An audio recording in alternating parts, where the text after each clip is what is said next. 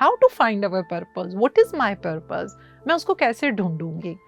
तो दोस्तों पैशन और पर्पस को कभी कभी ढूंढना बहुत मुश्किल हो जाता है। कभी कभी तो ऐसा लगता है मुझे ये भी पसंद है वो भी पसंद है, लेकिन मैं उसकी प्रायोरिटी में उसकी लिस्ट नहीं बना पाती। तो पता है क्या करना चाहिए?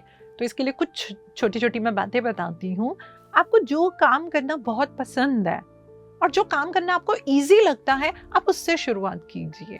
आपको जो काम ऐसा लगता है कि ये मैं बड़ी सरलता से कर सकता हूँ, उस काम को करने में मुझे मजा आ रहा है, तो वो आप कीजिए।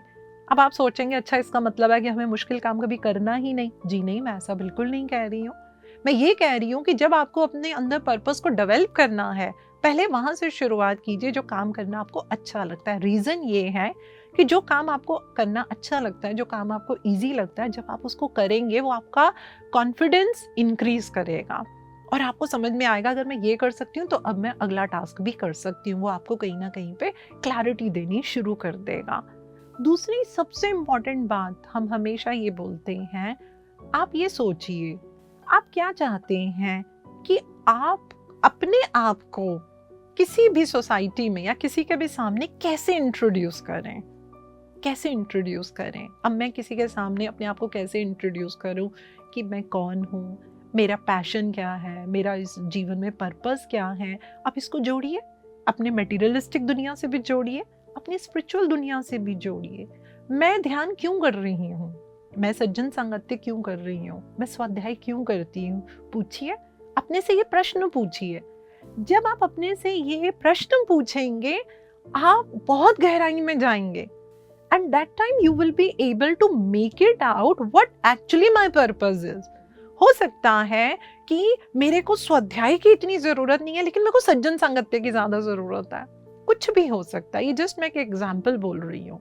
तो हमको ये देखना चाहिए कि मैं किस तरीके से अपने आप को, अगर कोई मुझसे ये प्रश्न पूछे आप ये काम क्यों कर रहे हो, तो मेरे पास उसका देने के लिए मेरे पास क्या आंसर है। तो जब आप इसके ऊपर काम करेंगे वो आपको बहुत क्लैरिटी देगा।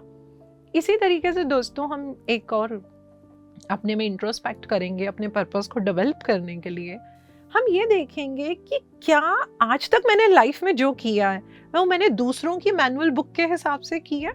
ऐसा हो जाता है हमारे साथ, बचपन में माँ बाप बोलते हैं तुमको नहीं पता हमको पता है, ये इंजीनियर बनो, इसमें जॉब्स हैं, इसका आगे फ्यूचर है, तुम लोग कंप्यूटर साइंस में जाओ, आने वाला टाइम में इसी से रिलेटेड है, अरे घर नहीं चलाना, पैसा नहीं चाहिए, ऐसी ऐसी बड़ी बातें हम सुनते हैं।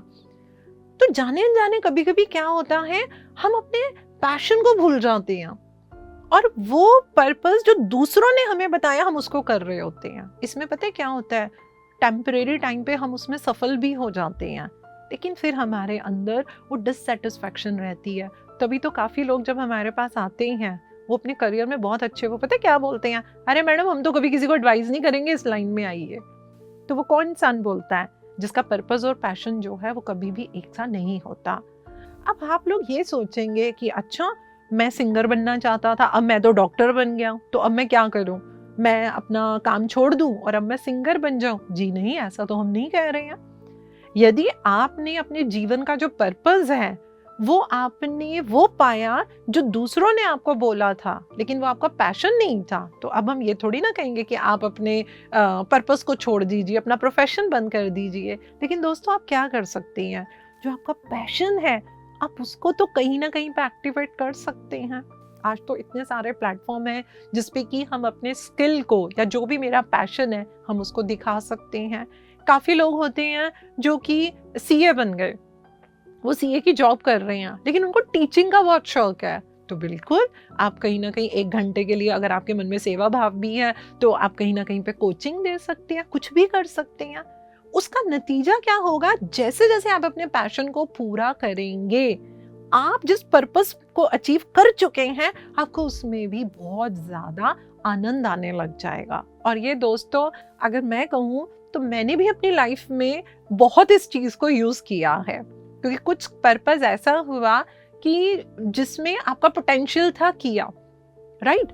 तो कहीं पे अगर मुझे लगे कि इसमें पैशन की कमी हो रही है तो वो हम अपने पैशन को कहीं ना कहीं किसी दूसरी जगह पे ज़रूर पूरा करते हैं, जिसका नतीजा क्या होता है कि दोनों के अंदर बहुत ही खूबसूरत सा जो है वो बैलेंस बनना शुरू हो जाता है। तो यदि हम इन छोटी छोटी बातों को ध्यान में रखें तो ना सिर्फ हम अपने पैशन को अपना पर्पस बना सकते हैं, हम अपने पर्पस के अंदर भी पैशन को डाल सकते हैं, जो हमें इतनी खूबसूरती से हमें एनर्जी देगा, हमें फ्यूल देगा और हम अपने जीवन में बहुत खुश रहते हैं। और हमें इस पॉइंट को अपनी अंतर यात्रा में भी ध्यान में रखना चाहिए। अगर हमारा पर्पस सेल्फ रियलाइजेशन है तो उससे जुड़ी जितने भी हमारे स्टेप्स हैं, वो मेडिटेशन से शुरू लेकर वो किसी भी स्टेप्स तक हम जाते हैं, वहाँ पे हमारे को अपने पैशन को बरकरार रखना चाहिए।